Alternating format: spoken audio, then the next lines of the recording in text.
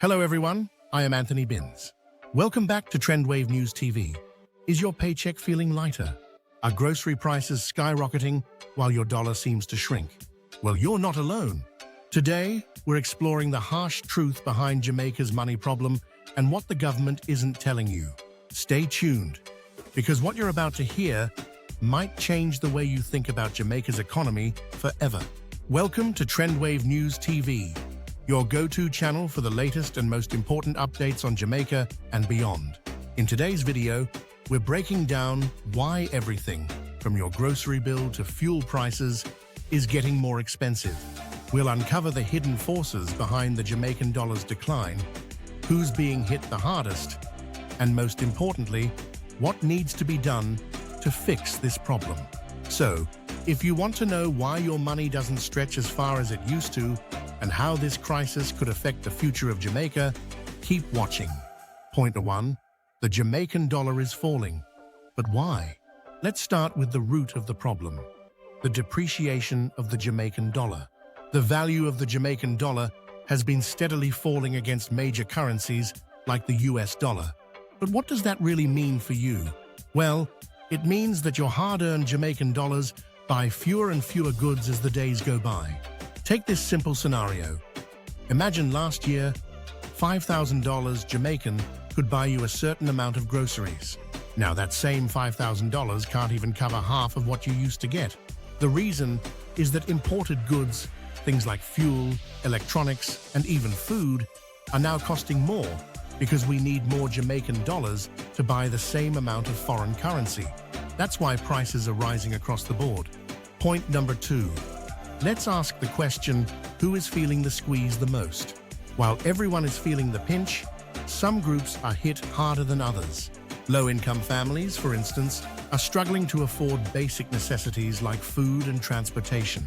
Many of these families are relying on remittances from relatives abroad.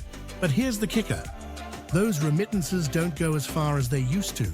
Because of inflation, even though more money is being sent back, the purchasing power of that money has shrunk. Small businesses are also suffering. Think about your local corner shop or the farmers in the rural parishes. Their supply costs are rising and they're being forced to raise prices to survive. The sad part?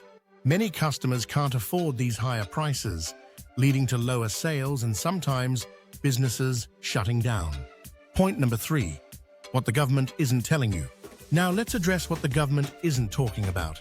While inflation and currency depreciation are global issues, Jamaica's unique economic vulnerabilities are making the problem worse. The government has been focused on attracting foreign investment and boosting tourism, but there's not enough emphasis on building local production capacity. Without a strong local economy, we're overly dependent on imports, which means when the Jamaican dollar weakens, the cost of these imports skyrockets. One critical point the government glosses over is how much money they borrow to keep things running. Jamaica's debt to GDP ratio is still one of the highest in the world. This massive debt weighs heavily on the economy, making it harder for the government to implement meaningful policies to stabilize the currency. Point number 4. The impact on Jamaicans in the diaspora. For Jamaicans living abroad, the falling value of the dollar has another side effect: remittances. Diaspora Jamaicans sent over $3 billion back to the island last year, making it one of Jamaica's largest sources of foreign exchange. But even with these massive inflows, the value of each remitted dollar is shrinking as inflation rises. Families back home need more money to cover basic expenses, which puts pressure on those living abroad to send more. This creates a cycle of dependence, which only grows worse as the economy struggles. Point number 5. Possible solutions. What can be done? So, what can Jamaica do to solve this looming crisis? Here are some of the key solutions that experts are recommending.